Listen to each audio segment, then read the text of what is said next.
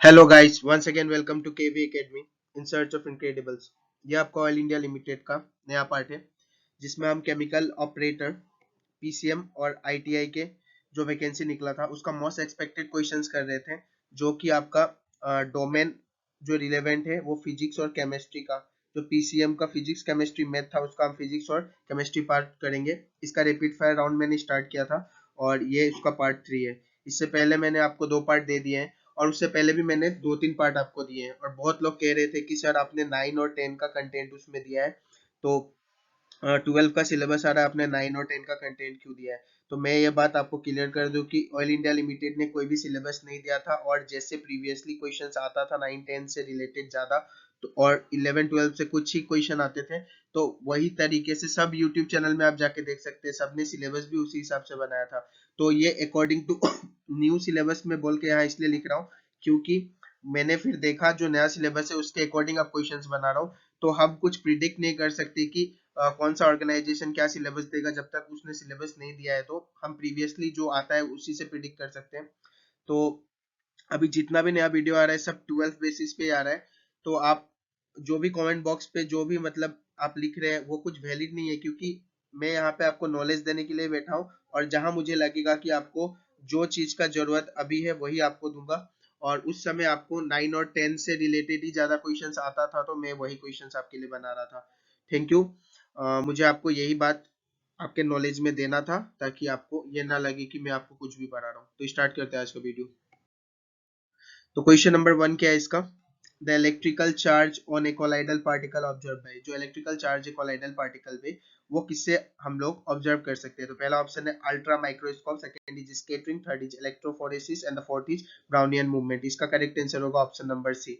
तो हम लोग हर एक क्वेश्चंस को बस क्वेश्चंस को देखेंगे और जितना ज्यादा क्वेश्चंस हो सकेगा उसको करेंगे, क्योंकि इतना टाइम नहीं है कि हर एक क्वेश्चंस के डिटेल में जाया जाए। तो हर एक क्वेश्चंस को आप अच्छे से दिमाग में रिकॉल कीजिएगा। For question number 1 the option number C is your correct answer. और किसी का छोटा एक्सप्लेनेशन होगा तो मैं साथ साथ देते चलूंगा, नहीं तो वीडियो बहुत लंबा हो जाएगा और हमारे पास अभी उतना टाइम नहीं है कि हम सारा क्वेश्चंस का एक्सप्लेनेशन देखें, इसलिए हमें क्वेश्चंस पे ज्यादा ध्यान देना है। De Broglie wavelength of a body of mass m and kinetic energy E is given by. तो h divided by root over 2 me, 2h me root over 2 me by h, या फिर h डिवाइडेड बाय me। तो इसका correct answer होगा h divided by root over 2 me, जहां पे h आपका Planck's constant होता है और m और e के बारे में तो आपको पता है, m is your mass and e is your kinetic energy. ठीक है, तो क्वेश्चन नंबर 2 का option number A will be your question number 3। In Thomson's experiment, number of parabola is given by the number of electrons present in the element, the number of proton present in the element, the number of neutron present in the element, या the number of isotopes present in the element। ठीक है, तो जो number of isotopes present होते हैं उतने ही number of parabola आपको Thomson's experiment में देखने को मिले। Next question, the number of electron that constitute 1 ampere of current is. जो नंबर ऑफ इलेक्ट्रॉन कॉन्स्टिट्यूट करता है 1 एम्पेयर ऑफ करंट, उसका वैल्यू क्या होगा? 6.25, 10 to the power 16, 10 to the power 17, 10 to the power 18 या 10 to the power 19। So the correct answer will be option number C. Question number 4 का correct answer है आपका option number C. So the correct option for question number 4 will be option number C. Next question, question number 5.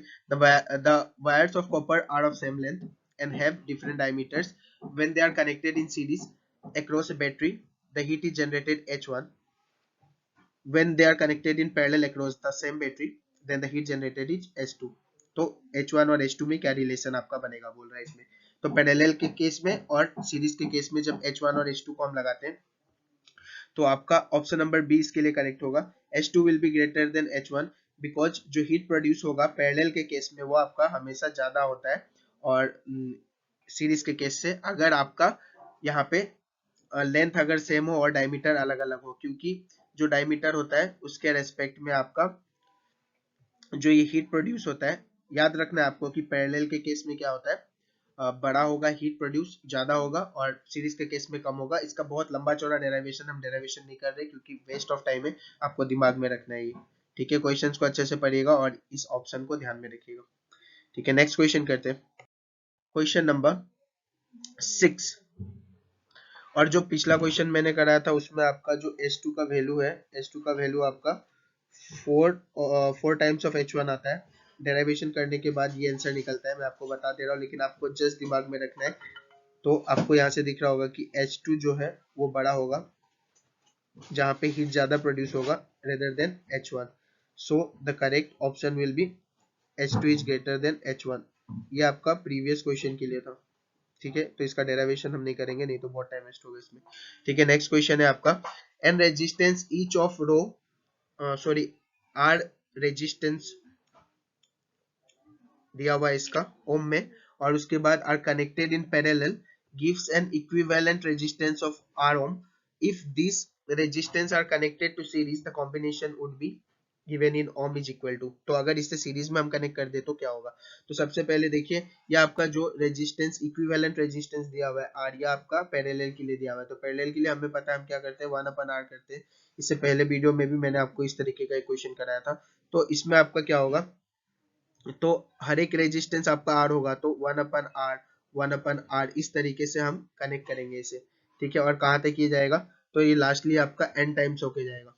तो n times अगर हम इसे करेंगे lastly, तो ये आपका लास्टली क्या हो जाएगा, यहाँ से आंसर जो बनेगा आपका 1/nr आपका बनेगा, सॉरी n/r बनेगा। यहाँ से n टाइम्स अगर हम इसे कर देंगे तो n/r बनेगा। तो यहाँ से अगर हम एक रिलेशन पता कर सकते हैं कि जो r होगा वो आपका क्या हो जाएगा, यहाँ से जो आपका r होगा वो आपका r/n हो जाएगा, r/n हो जाएगा, ठीक है। आप देख रहे होंगे यहाँ से पहले वाले इक्वेशन से।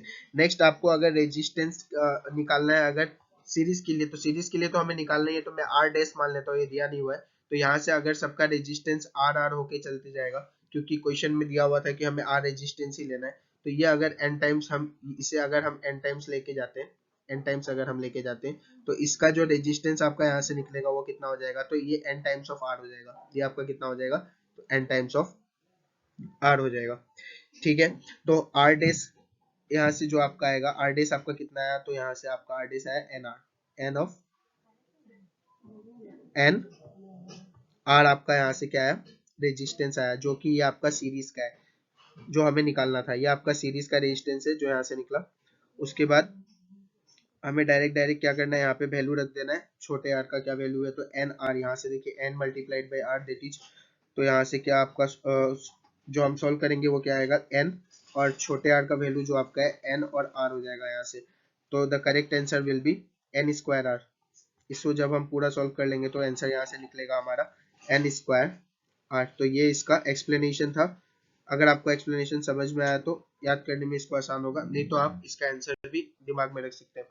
तो option number 1 will be your correct answer for question number 6। Question number 7 क्या है, the potential difference is 10 volt is applied to across the conductance of 2s, the current in the conductor will be. तो आप देख सकते हैं ये जो आपका यहाँ पे दिया हुआ है कि कंडक्टेंस, तो कंडक्टेंस को हम K से डिनोट करते हैं। तो कंडक्टेंस आपका होता है क्या है, कंडक्टेंस जो है आपका 1/रेजिस्टेंस होता है। तो रेजिस्टेंस का जो रेसिप्रोकल होता है वही कंडक्टेंस होता है। तो यहाँ से अगर हम कंडक्टेंस का वैल्यू निकालना चाहें तो R को हम क्या लिख सकते हैं, R को हम लिख सकते हैं V equal to I R होता है। तो R इक्वल टू क्या हो जाएगा यहाँ से V/I, यहाँ से R इक्वल टू क्या हो जाएगा आपका V/I। तो K का वैल्यू यहाँ से क्या बन जाएगा, अल्टीमेटली I/V यहाँ पे क्या बन जाएगा आपका K का वैल्यू बन जाएगा। और हमें क्वेश्चंस में क्या निकालना है, तो क्वेश्चन में हमें I निकालना है। तो I यहाँ से क्या हो जाएगा, I equal to KV, I equal to क्या हो जाएगा यहाँ से K into V, I will be K into V, ठीक है। होप करता हूँ आपको ये समझ में आ रहा होगा। तो K इंटू V जब हम करेंगे तो कितना हो जाएगा, K हमारा दिया हुआ है इधर आपको 2 दिया हुआ है और V आपका दिया हुआ है 10। तो K इंटू V अगर हम करते हैं तो 20 आंसर आ जाएगा आपका, और करंट है तो एम्पेयर में आंसर आएगा। तो correct answer will be option number A, that is 20 ampere.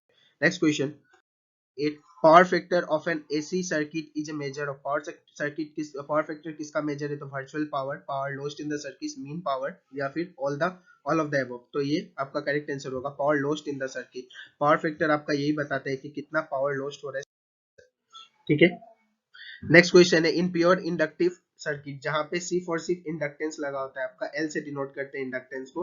तो प्योर सर्किट अगर इंडक्टिव का बोलेगा तो वहां में सिर्फ और सिर्फ आपका इंडक्टेंस लगा होता है, ना ही रेजिस्टेंस और ना ही कैपेसिटेंस, कुछ भी नहीं लगा होता, उसको हम लोग प्योर एल सर्किट कहते हैं। ठीक है, तो इसमें जो करंट होता है वो कैसा रोल प्ले करता है, तो leg behind EMF by pi by 2, EMF यहाँ पे वोल्टेज होता है, leads the EMF by pi by 2, leg behind EMF by pi leads the EMF by pi. तो इसका करेक्ट आंसर होगा leg behind the voltage by pi by 2 या फिर EMF by pi by 2। तो इसका एक बड़ा सा डेरिवेशन होता है, हम डेरिवेशन नहीं करेंगे, आपको ये रिकॉल करना है और दिमाग में रखना है। ठीक है, next question number 10, the average power dissipation in pure inductance और कैपेसिटेंस इज। तो प्योर इंडक्टेंस और कैपेसिटेंस में जो एवरेज पावर डिसिपेशन होता है वो आपका क्या होता है, तो देखिए यहाँ से 12 Li स्क्वायर 32 CV स्क्वायर, इधर ए और बी या फिर जीरो, तो ये आपका जीरो होता है, आपको ध्यान में रखना है। Next question, question number 14, sorry, question number 11, the magnetic field is parallel to the surface, then the magnetic flux through the surface is। तो magnetic flux क्या होगा through the surface, तो magnetic flux का जो फॉर्मूला होता है हम लोग इसे लिखते हैं phi equal to b into A, जो कि आपका ये वेक्टर क्वांटिटी में होता है b इंटू ए। ठीक है, b इंटू ए से हम डिनोट इसे करते हैं, और यहाँ पे अगर हम n लिखते हैं तो ये नंबर ऑफ कॉइल्स को डिनोट करते हैं। ठीक है, तो यहाँ पे आपका जब मैग्नेटिक फील्ड आपका अगर पैरेलल हो जाए सरफेस के, तो हमेशा जो आपका ये मैग्नेटिक फ्लक्स जो निकलता है सरफेस के अकॉर्डिंग वो आपका जीरो निकलता है। ठीक है, नेक्स्ट क्वेश्चन है question number 12, the magnetic flux phi linked with a coil is related to the number of turns n of the coil edge। ये अभी मैंने आपको बताया था कि ये जो हम लोग फाई को वैल्यू देते हैं वो आपके नंबर ऑफ कॉइल्स n से लिखते हैं, उसके बाद b इंटू ए इसके लिए हम लोग करते हैं। ठीक है, यहाँ से हम यहाँ पे b इंटू ए करते हैं जो कि एरिया है और आपका मैग्नेटिक फील्ड को डिनोट करता है। तो यहाँ पे आप देख सकते हैं कि ये जो फाई है वो डायरेक्टली प्रोपोर्शनल किसके, आपके नंबर ऑफ कॉइल्स के। तो जितना भी नंबर ऑफ कॉइल्स होगा वो डायरेक्टली प्रोपोर्शनल किसके होगा, एन के होगा। तो यहाँ पे ऑप्शन में जो आपका दिया हुआ है तो करेक्ट आंसर आपका होगा phi is directly proportional to N. ठीक है, यहाँ पे आपका एफ लिख दिया गया है, यहाँ पे फाई लिखना होगा। ठीक है, आप ये समझ जाइएगा। ठीक है, next part, question number 13, the role of inductance is equivalent to. जो रोल ऑफ इंडक्टेंस होता है वो किसके इक्विवेलेंट होता है, इनर्शिया, फोर्स, एनर्जी या फिर मोमेंटम। तो ये जो आपका सॉरी, जो रोल ऑफ इंडक्टेंस होता है वो आपका इनर्शिया के डायरेक्टली प्रोपोर्शनल होता है, सॉरी इक्विवेलेंट होता है, आपको ध्यान रखना है। Option number A will be your correct answer. Question number जो आपका 14 है, विच of the following is not a property of light. It can travel through vacuum. It has a finite speed. It requires a material medium for its propagation. It involves transformation of energy. तो light जो होता है उसको कोई भी medium नहीं चाहिए propagate करने के लिए। It can propagate in vacuum also, आपने अभी पढ़ा। तो इसको कोई मीडियम नहीं चाहिए प्रोपागेट करने के लिए, यही आपका ये गलत सेंटेंस दिया हुआ था इसमें। Question number 15, which of the following can not be polarize. तो कोई भी अल्ट्रासोनिक जो वेव होता है वो आपका पोलराइज नहीं हो सकता। तो यहाँ पे जो भी एक ही ऑप्शन है जो कि अल्ट्रासोनिक वेव है, that is the sound wave, जो कि पोलराइज नहीं हो सकता। बाकी जो आपका रेडियो वेव है ये पोलराइज हो सकता है, ये ट्रांसवर्स वेव्स, एक्सरे वेव सब पोलराइज हो सकता है। The correct answer will B sound wave, जो कि आपका पोलराइज नहीं हो सकता। Next question 16, an atom stay in an excited state for about 10 microseconds, 10 milliseconds, 10 nanoseconds या फिर 10 seconds। तो इसका करेक्ट आंसर होगा 10 नैनोसेकेंड्स तक आपका एटम कोई भी एक्साइटेड स्टेट में रह सकता है। The principle that a quantum orbital cannot be occupied by more than 2 electrons is given by Pauli, Millikan's, Hund's या नॉन ऑफ दिस। तो इसका करेक्ट आंसर होगा आपका पोली, जिसे हम लोग पोली एक्सक्लूशन प्रिंसिपल भी कहते हैं। आपको नाम पूरा याद रखना है, पोली एक्सक्लूशन प्रिंसिपल, जो कि एग्जाम में आगे पूछा जा सकता है। ठीक है, तो आप दिमाग में इस नाम को भी रखिएगा, जब आप नोट्स बनाएंगे तो इसे लिख लीजिएगा। Question number 18, for ionization of excited hydrogen atom the required energy is a little less than 13.6, equal to 13.6, more than 13.6 या फिर 3.4 और लेस। तो ये आपका 3.4 या लेस होगा, जो कि फर्स्ट एक्साइटेड स्टेट में आपका जो मिनिमम आयोनाइजेशन चाहिए या जो मिनिमम एनर्जी चाहिए। ठीक है, नेक्स्ट आपका क्वेश्चन है, natural radio activity was discovered by. Natural radio activity किसने डिस्कवर किया था, जियोलाइट या फिर बेक्वेरेल या पोली या नॉन ऑफ दिस। तो नेचुरल जो रेडियो एक्टिविटी वो बेक्वेरेल ने आपका डिस्कवर किया था, इसलिए इसका यूनिट भी बेक्वेरेल से। नेक्स्ट आपका है Millikan's oils drop experiment makes use of, किसका यूज किया है इन्होंने, तो Stokes law, Boyle's law, gas law या फिर बर्नौलीज थ्योरम। इन्होंने स्टोक्स लो का यूज किया, आपको याद रखना। Option number A will be your correct answer. Next Number 21, the total energy that will be released in nucleus is built from its constituent is called the binding energy of the nucleus, binding energy of the solid, binding energy of the atom, या none of these. तो ये आपका correct answer होगा binding energy of the nucleus. इसे binding energy of nucleus. Next question है mixture of क्लोरोक्साइलेनॉल या टर्पेनियोल XAJ. तो ये बहुत इंपॉर्टेंट क्वेश्चन है एग्जाम पर्सपेक्टिव से. ये जो आपका क्लोरोक्साइलेनॉल और टर्पेनियोल है, इसका जो मिक्सचर होता है उसे क्या कहा जाता है? तो एंटीसेप्टिक, एंटीपायरेटिक, एंटीबायोटिक या एनाल्जेसिक्स. तो इसका करेक्ट आंसर होगा antiseptics. Which of the following is used as a tranquilizer? तो नेप्रोक्सेन, टेट्रासाइक्लिन, क्लोरोपेनाइरेमाइन या इक्वेनिल. तो इसका करेक्ट आंसर होगा equanil is your correct answer, which acts as a tranquilizer. Next question, A narrow spectrum antibiotic is active against. तो इसका correct answer देखिए क्या होगा? Gram positive and gram negative bacteria, gram negative bacteria, single organism और one disease, both gram positive and gram negative bacteria. तो इसका correct answer होगा question number 24 का option number A. The narrow spectrum antibiotic is active against gram positive and gram negative bacteria. Next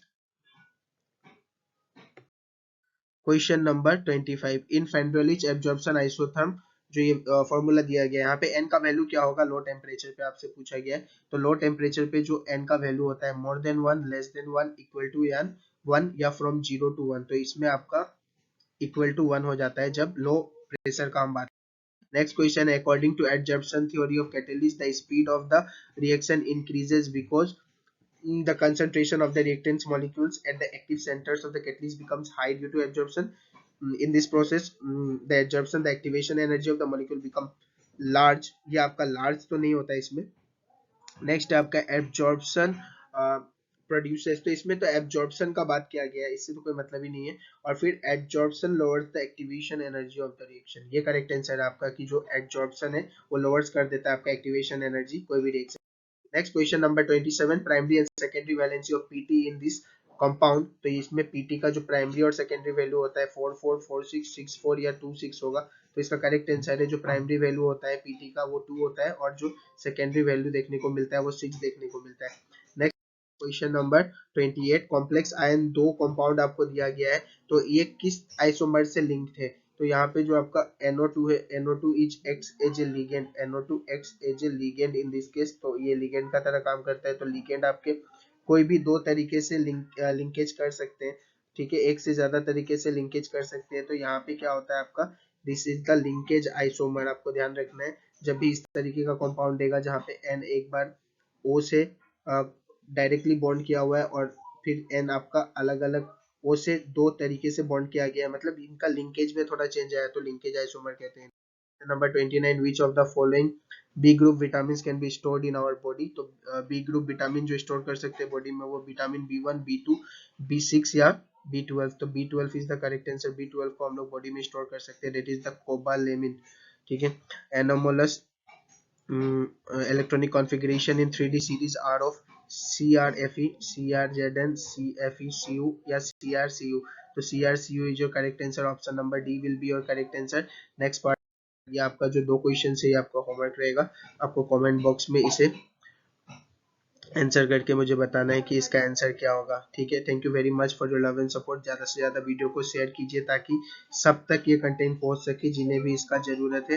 जो भी exam देने जा रहे हैं PCM का, उन्हें पता चले कि एग्जाम में कैसा क्वेश्चन आने वाला है और उस तरीके से वो अपना तैयारी कर सके. आपको ज़्यादा से ज़्यादा NCERT से तैयारी करना मैं बार बार कह रहा हूँ. NCERT को पढ़ते रहिए आप अपने से और मैं आपके लिए ये सब सीरीज लेके आते रहूँगा.